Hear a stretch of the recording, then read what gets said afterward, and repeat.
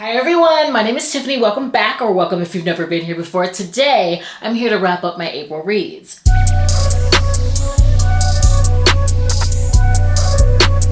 I want to do it stack by stack. I really enjoyed that at the top of the month, so I thought I'd continue.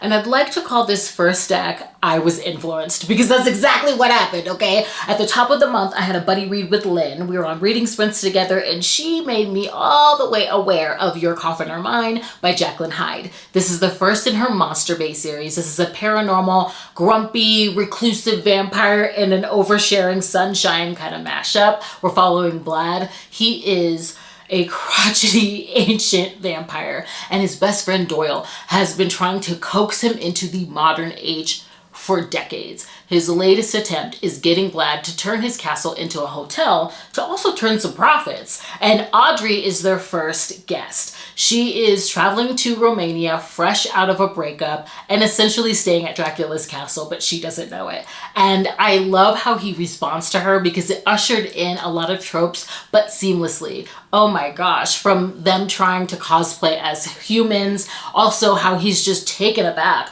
by her audacity to walk around in pajamas. He just has to take her into town and sponsor an entire wardrobe so she's properly attired. I just love it. It felt like Billionaire, definitely hero falls first. And the dynamic was just so freaking charming and hilarious, and I was in it. Yet, I will say with this book, I felt like it had pacing issues. It's very ambitious. You can tell what she really wants to do with the remainder of the series, and I think it does its job. I'll be picking up future books. However, because of the story that's being told here, I really felt like it should have been novella length. I also do think that stylistically, she does have some chops. The third act had a tonal shift. It kind of felt like Mafia, and it goes there with the external conflict between them. But as I said, it felt like it ran very long with the actual story that was being told here. So I am going to rate it 3 stars. I am looking forward to future books because I hope and expect that some of the issues that I had with this book be ironed out by the end of the series. I do think she's an author to watch because this was really fun. The next book that I was influenced to pick up was finally Cinder by Marissa Meyer. I saw Lachlan from Locke's Library reading this, and I just had to finally take the plunge. I mean, the copy was stunning, and I'm so happy that I picked this up. This has been on so many readathon TBRs. Anytime there's a prompt for a retelling, and this is set in a futuristic China in the middle of a plague from space. It's a fully teched out world. There are humans and androids, and of course, a caste system, which ushers in our Cinderella retelling because Cinder is a cyborg, and because she's needed these upgrades, she's considered a second-class citizen. And I use quotes because they're like bottom of the barrel. And I love how we're able to see this from the very beginning. We're shown her working at her shop with her android companion. We see that the reputation for her work, because she is a whip-smart mechanic, has garnered some attention, which brings the prince into her shop. And we also see the severity of the plague when she has to evade android authorities. I just loved this. Also, their meet-cute was really sweet. It was like awkward. It felt like it happened by chance. But what I really enjoyed was how this retelling was done. This was a fun, futuristic world. I loved how the dynamic between her stepmother was shown on the page, what it is about her position with society that brings her into proximity with the prince. And of course, there's an HEA, but I did love the mystery plot centered around her backstory and how she becomes far more than someone to the prince, but who she becomes for the entire country. I just was entertained. This was fun. I have to continue. I am so interested in the idea of these like revamped social justice vigilante princesses. Come on. I had so much fun. I'm so glad that I finally picked this up.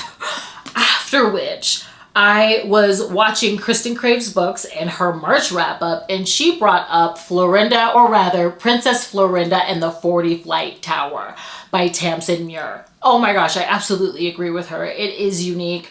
This is following Princess Florinda. She's trapped in this tower, and the witch who has trapped her there has imbued every floor of this thing with a labyrinth of monstrous magic, to the point where no prince has been able to make it past the first floor. And so she just gets tired of waiting and waiting to be rescued and starts to make her descent. I absolutely loved this. I'm not going to spoil it because it's novella length, okay? And I loved how it's structured by each floor. She ends up garnering a reluctant and spunky companion, and the arc that she has in this book, I absolutely adored it. It's funny, it has found family vibes. The ending felt triumphant and just like an inner win. I loved this. I absolutely loved this. I rated it 4 stars. I have to read more like this. So thank you, Kristen, because I loved it. Next, I've got to thank Diana in the book Hunt. She was talking about Only for the Weak by Natasha Bishop. I had no idea that this had an audiobook.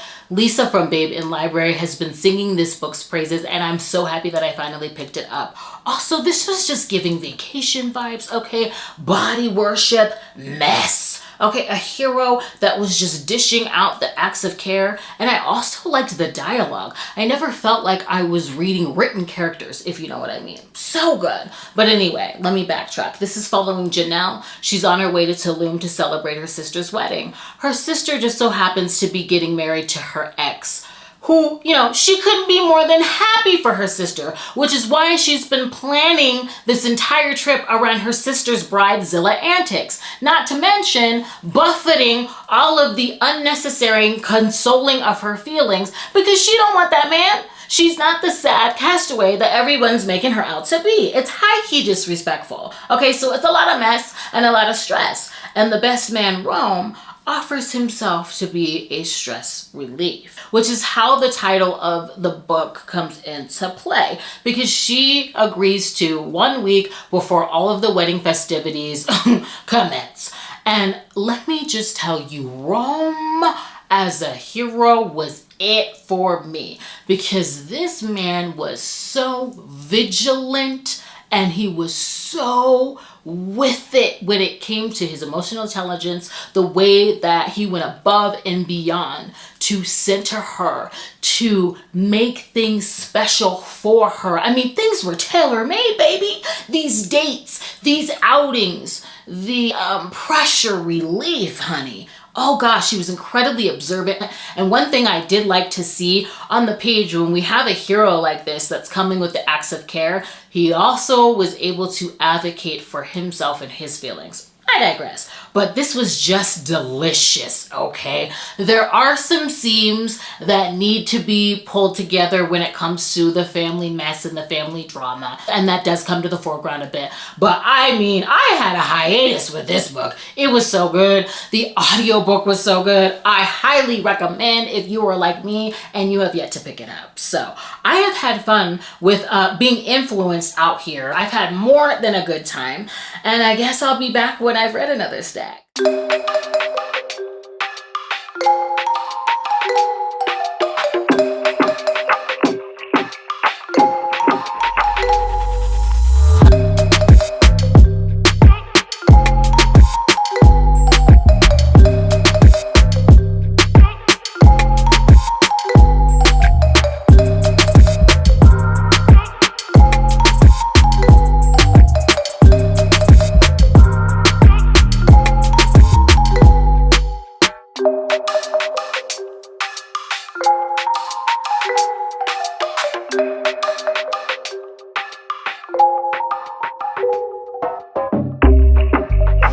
I know it's beef for Bellagio, but it's so Bridgerton-esque. I love it. I'm so glad I came right before the watch along. I'm just in the mood. And I have to say, every single time Christy from Christy Reads a Lot comes into town, I learn something new.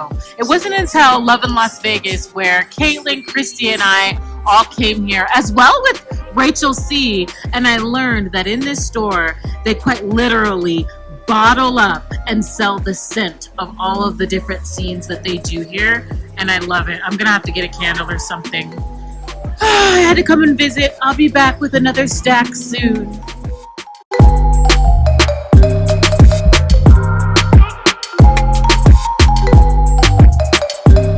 I think you're set. I'm coming to you at work, and like I always say when I'm at the parking lot here, I apologize if you hear Vegas being Vegas in the background.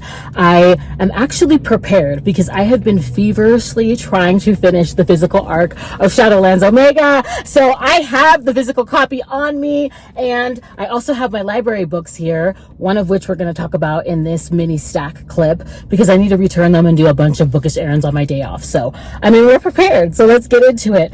Shadowlands Omega. Not only was I feverishly reading this so that I could get the review up, gosh, I loved this so much more than the first one. I truly did. The power dynamic between them was just absolutely delicious. This is following an alpha lord who also has a beastly form, who has quite literally come to kill the heroine. Not specifically to kill her, but all those responsible for the lives lost of the alphas that he has vowed to protect. And I really liked how this picks up right where Dark City Omega leaves off in terms of the aftermath, kind of breaching the borders of the Shadowlands. And in the beginning of this, I love how we are just ushered into her family, how she's a cook, their bond, which I truly loved, because in this book, it is the bond that she has with her family where a lot of the tension lies, where in the first book, it was the bond between them. And I absolutely adored this because he has come to slay them all, and he ends up imprisoning her and her entire family, holds her captive, and realizes their connection, their heat, and is trying to discern if she's friend or foe, if he can trust her, if she has anything to do with what her family is responsible for. And in the process of that, as he's getting to know her and the true plight that it's been, being a beta within his realm, oh my God, the type of leader that he is. Vlad is willing to bow for no one but her. And because there's such a power imbalance, I loved the steam between them because he's willing to crawl, to beg, and submit. And I really enjoyed that aspect of this. I also really enjoyed the overall mystery plot, how I said the aftermath of book one is coming to the Shadowlands, and he's trying to figure that out on behalf of his people while he's falling in love with her. I love how the magic is described in this. This is also action-packed. It just was the perfect continuation. This didn't fall into like the second book curse. I think she is just cooking and it's heating up. I absolutely adored this. I'm trying not to say like too much, but oh my God, the dynamic between them was just delicious. So I had a really good time with this. I was happy to get my review up on time, and I only have one more book to talk about, but we'll get into it before I gotta go secure the bag. And that is A Lady's Guide to Fortune Hunting by Sophie Irwin. I am so happy that I picked this book up. If you are a contemporary romance reader and you're looking to get into historicals, I absolutely recommend this. If you know anybody that is looking to get into historical romances, because Bridgerton season 3, I highly recommend that you give them this book. This came out in 2022, and I have to say, following Kitty as a heroine was just so refreshing, and it was also compelling because she is a woman ahead of her time, but she's firmly within it. And that is why I was rooting for her all along. It is her tactics that are modern, but she's not trying to upend the system. She knows the blueprint that she's in, and she aims to work it. Kitty is the oldest of her sisters. It is on her to secure their future. Their father has passed. They are now saddled with all of his debts, and she needs to make a match within 6 weeks. So she's off to London to secure those funds. And I cannot tell you, oh my gosh, just the way that she goes about the marriage market. She ends up staying with a sort of pseudo aunt, a woman that knew her late mother very well, and quickly she learns that the connections that her aunt can give her are not going to bring in the type of finances that they will need. She's going to have to go after nobility. And I love the way that she systematically goes about accomplishing her goal. Her prowess and her cunning is incredibly modern, and oh my gosh, she is such a shark, and it's all bolstered by love. She will survive. And it's like following this woman who has no title, that doesn't know the name of the game, but is willing to figure it out. I absolutely adore this. Just by chance, and maybe one that she turns into an opportunity, she runs into Archie DeLacy and has made an impression upon him, until his brother James Radcliffe comes out of nowhere and sees her for who she is, a fortune hunter, and he wants her to have nothing to do with his younger brother. That is where the mental and verbal volley begins, the banter between them, the mental mashup. I absolutely adore this because she does not allow Radcliffe to shoo her away, and it is their romance. This is absolutely hilarious, and it's just you're learning along with her, which is why I think this would be great for anybody that's new to historicals, because you're going to be situated in the time. You're going to see every single obstacle that is placed before a woman that's not of nobility but's aiming to navigate it, and realizes where she needs to fall back and who she needs to align with in order to get the job done, because she is not a woman that's trying to burn down the system. She's just trying to play the game because she knows its pomp and circumstance. If they're dumb enough to think that she is less than, then she's smart enough to clear their pockets and just garner some survival. And I love Kitty. I want to rate this 5 stars because of the way that I'm just thinking about this book. I rated it 4.5, and I rated this 4.5 as well. But this might be a 5-star read. I thoroughly enjoyed it. I've talked about it a lot, but I guess I will be back with another stack. Okay.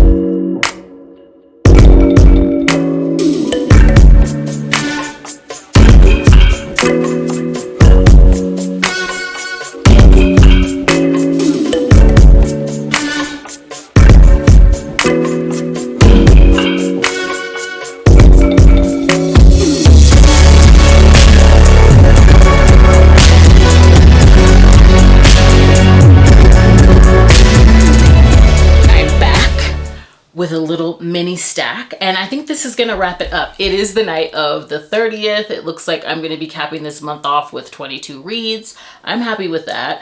And I am also happy that some time has been spent away from Funny Story by Emily Henry, because I absolutely adored it. It was my first book by her, and I just generally assumed that she was primarily literary and women's fiction led, and I typically don't pick that up. And it wasn't until the blurb for this released that I was interested in the story being told, where we're following Daphne, who is dumped by her fiance for the childhood best friend he said she didn't have anything to worry about, okay? And the woman that he's leaving her for, Petra, just so happens to be our hero Miles's ex. Daphne and Miles move in together. They become roommates. They're both licking their wounds emotionally in very different ways. And they end up fake dating after they decide to attend the wedding of their exes together. Because yes! They had the audacity to invite them, assuming that they wouldn't go. And so now, after a night of drunken camaraderie, they're roped in and they're going. And they're going together. And I just loved Emily Henry's writing. I feel like she is a true storyteller. I was deeply invested in her characters. I think that they're complex and flawed, a bit quirky. And I also appreciated that Miles was not a perfect hero, okay? Because she had picture perfect, presumably, and she whittled herself down in order to fit herself into that image. Even the way that Miles and Daphne go about healing isn't really aligned, and yet what they end up building is a friendship into lovers. I also just felt like this really is centered around the investment in building and also dismantling relationships. I'd love to see female friendships on the page, especially later in life. Her relationship with her coworker Ashley, I'd love to see that, and the work that it took to build that with her. And overall, it just, she got me. There were so many moments in this that I could relate to, because over the course of the book, of them healing and trying to move forward while fake dating, of course they were gonna fall. They both kind of have to break ground on emotional trauma, and they're doing that together. And I just kind of was rocked by it. Okay, I'm coming to you polished and together at this point, but I felt like she did an amazing job. I loved that this had a slower burn, and I really felt that connection between them. I was completely blown away by this. I felt like it was absolutely beautiful. So 5 stars from me. Then after that, I read American Werewolf in Space by Ashley Sunderland. If you don't know, Ava's Romance Books and I host Beam Me Up Book Club. This is our 3rd book club pick. I've had so much fun with it, and we wanted to pick a fierce heroine, and that is exactly what we got. She was absolutely hilarious. In fact, the beginning of this reminded me of early 2010s paranormal romances, with the sarcasm in the way that it was poking fun at particular tropes. And oh my gosh, she's a shapeshifter, gets abducted by aliens, comes to on board, yet she believes she's in a holding cell at the local precinct because she has habitual run-ins with the law for her fighting. And she finds that she's been captured with her best friend along with a bunch of other women, and she's up to the task of escaping. They don't know what she is. She busts out of the cell, goes investigating throughout the ship, and comes across the hero. The hero, who too is alien, but he's looking more like Venom, and he's being held in this like high-tech maximum security. And she frees him. And it's in that moment that she realizes that he's her mate. And I just thought he was such a cinnamon roll. In fact, I think I'm going to throw the cover up for this 2nd book so you can see what we're dealing with here. And what I loved about him is that he vows to protect all of these women and even take them home back to Earth if they would like to. I ended up rating this 3 stars because once it's established that they're mates, there really isn't that much of an arc when it comes to their romance. But what I appreciated about this, yes, was the comedy. Also the fact that we don't just stay on the spaceship. We're trucking around town, as well as uncovering their backstories. How is it that a shapeshifter from Earth could even be mated with an alien? There's a lot of intergalactic unrest, a mystery to solve, and there's more to continue. I've already started the beginning of the 2nd book because of what happens. It's leaning very sci-fi. This is also pretty gory because our heroine has a temper. I also really enjoyed that she's fierce, yes, but she's also willing and able to use all of her abilities to support her mate, and does allow for him to dominate a bit, even when it comes to leadership. And I just, I had fun with it. It was fun. And if you'd like to join us in May, we are gonna be hosting a read along of the Horde King series. I cannot wait. I've been meaning to get to this series. This is the time to do it. We're gonna be tackling 2 books at a time from May to July, and we'll be hosting reading sprints and a live show each month just to keep the momentum going. I believe in May, the reading sprints are gonna be on Ava's channel on the 17th, 5 p.m. CST, and on the 31st we'll wrap up talking all things about the first 2 books right here on this channel, I believe at 3 p.m. PST. So I hope you can join us if you are interested. And I'm going to close this wrap up out with Into the Drowning Deep by Mira Grant. I finally picked this book up. I'm so happy about it. I was not disappointed. This is set years after a sea voyage that was put on by a film production company called Imagination. They set out to make a mockumentary of the discovery of sea creatures, mermaids to be exact. And everyone was lost at sea, one of which is Tori's sister, a character that we are following in this book.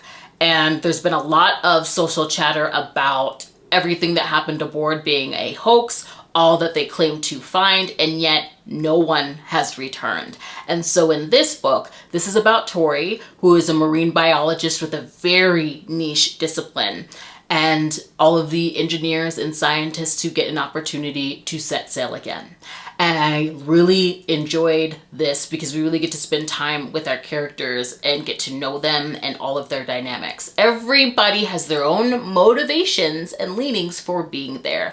And we don't just have engineers and scientists. I think my favorite character duo was this gunslinging, bomb-dropping, monster-killing couple. They were everything. And I think their presence really telegraphed and it delivered on the fact that the ethics, or even just the underscoring message, was going to be just as messy as the journey that we were about to go on. I loved their characterization. I mean, these two don't care about the bleeding heart of the world. They don't care about conservation. They don't care about your initiatives. If it's fast and it's big and it's moving towards them, they're shooting it down. I just knew that we were in for a bonkers ride when they came aboard. I was living, but this does go there. Okay, I'm not going to say anything more. I'll just leave you with the opening, but I am going to geek out about the structure of this book. I can talk about how I feel like this just was skillfully done. This is structured by oceanic zones. And being that we're on a sea voyage, I just felt like the title quite literally came to play. We start at the surface and we go all the way to the ground floor as the story progresses, as they become more intimately aware of what they are facing.